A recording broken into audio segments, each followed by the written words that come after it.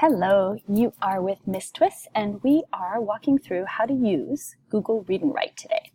First and foremost, I thought we'd start by making sure we know how to sign in to our Google account and then how to install the Google Read and Write extension. So when you go to sign in, you will be able to go to a regular Google page and type in sign in. I'm getting these options because I have many accounts and I previously signed in, so I'm going to choose to sign into one of them. Just like that. If the password's correct, then I should be able to get in. And here we go. Now you'll see that I have a few other extensions, these small little icons up in the top corner here, but I don't have the purple puzzle piece, which is Google Read and Write. So to get Google Read and Write, I'm going to go over to the left-hand side of my screen here where it says Apps, and there's the rainbow waffle. I'm going to click there, and then when I see these options, I'm going to go to the web store, because the web store is where you can download for free a number of extensions.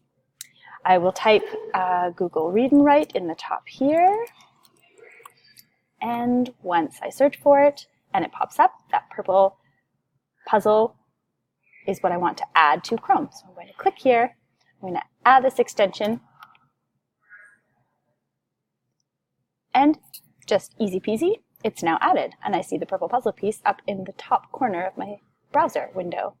So I will now zip on over, now that that's open, to show you here where I also have this Google Read and Write installed, and we're going to start here on character description.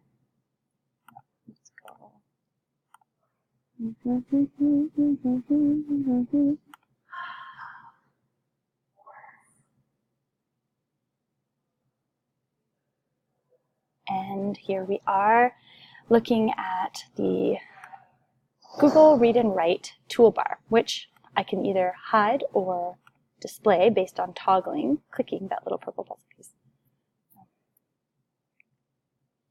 And here we are in Google Docs. So I've got my work here, and I'm actually going to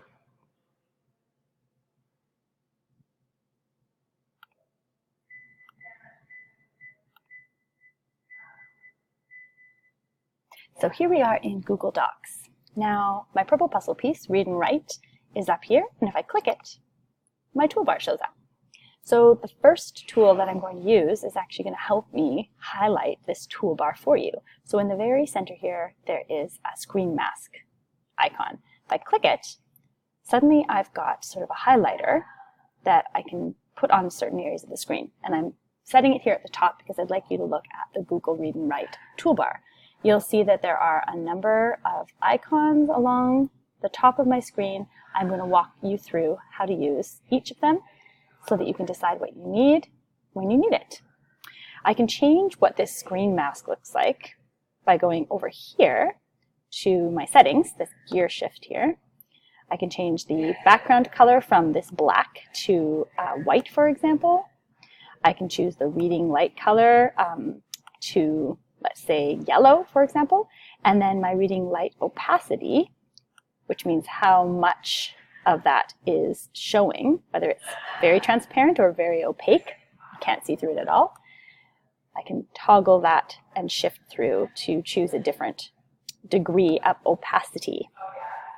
Background opacity as well, I can make it entirely white, so I only see what is being shown in my highlighted strip there.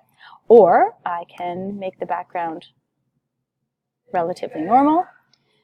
I prefer it something like this, and there we go.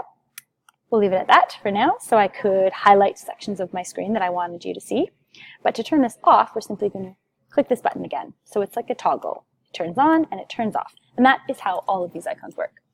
Now, I'm going to zip on over to, not the very first, I'm going to show you this check it button at the end after I've introduced a few more tools, but the second tool here that you'll see in your toolbar is called the prediction tool.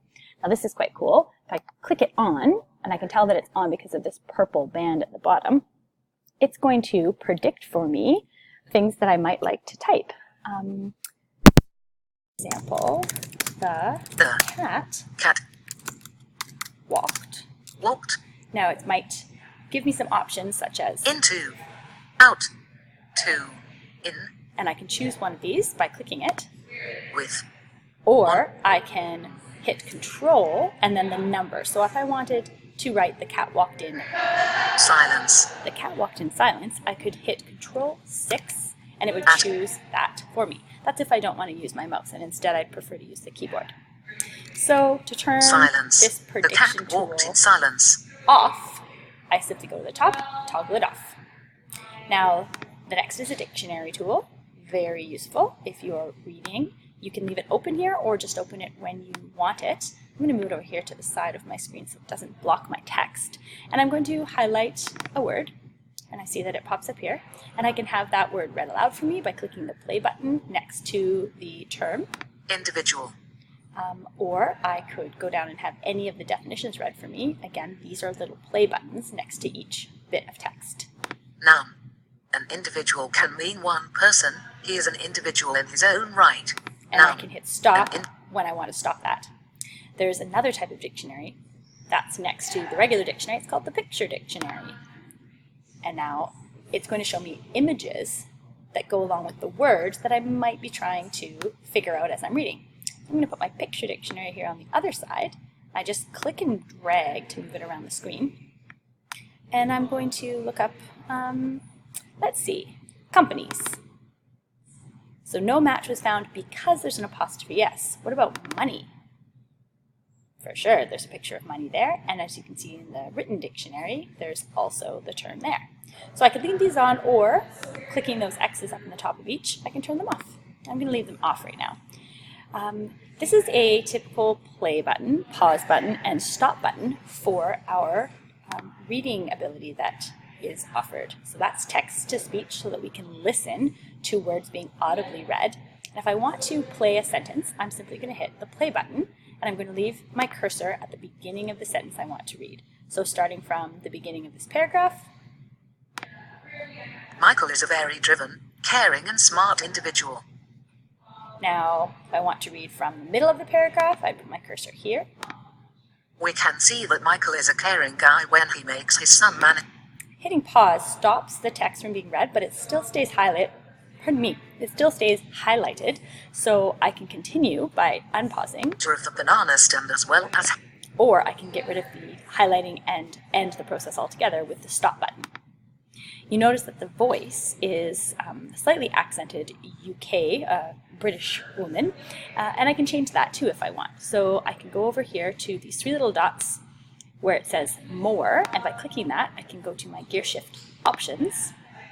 And then on the side here are many options for the different tools that we use in Google Read and Write. We've already seen the screen masking, but now I'm going to click on speech, and I'm going to see here that the UK English Serena voice is what's currently being used. I'm going to choose Australian Karen instead. And instead of speaking at a speed of 50, I'm going to go down to, let's say, a speed of about 40. Here's some other options. You can have continuous reading either checked on or off. That means if you have a single word that's spoken, it will continue to read the next sentence. I turn this off, and I just have that each word that I want read will be spoken, and each sentence that I want read will be spoken when I use that play button. Clicking OK at the bottom, and now we can hear this new voice. Let's have her read the title for us. Character description, arrested development. All right, so moving forward, we're going to use this next tool, Screenshot Reader, and that's actually, by clicking it, it's going to enable me, if it's working, which it doesn't look like it is actually, fascinating. Fortunately, I have a backup plan, so going over to another screen here, I believe my screenshot reader is working here. So let me show you on a website how this works. Make my screen a little bit smaller, like that. And I'm going to click my screenshot reader tool, and I'm going to highlight something that I want read. Let's say I want this read. You're known as the STEM Queen. How did you get that title? Now there's a small play button that appears in the corner here. I can play it again. You're known as the STEM Queen.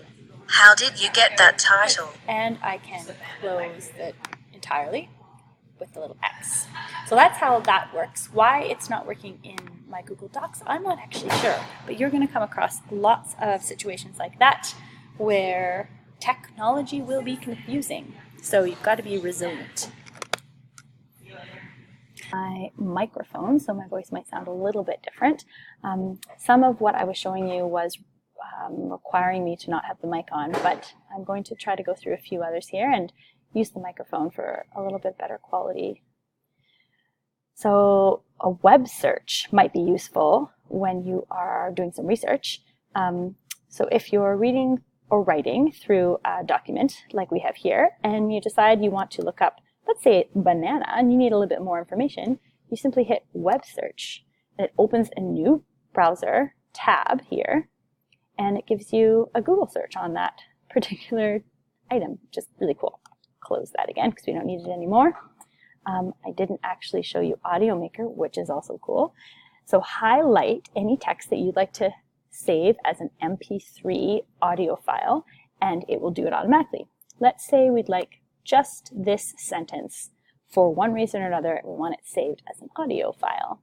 I'm going to click Audio Maker after having highlighted it, and there's a little tiny progress bar at the bottom that shows how it's working. And now at the bottom of the screen, you can see that Audio Maker file has been created. I can open that, and it's going to open it up. That Michael is caring about when he makes his son manager of the banana stand as well as hiring his niece.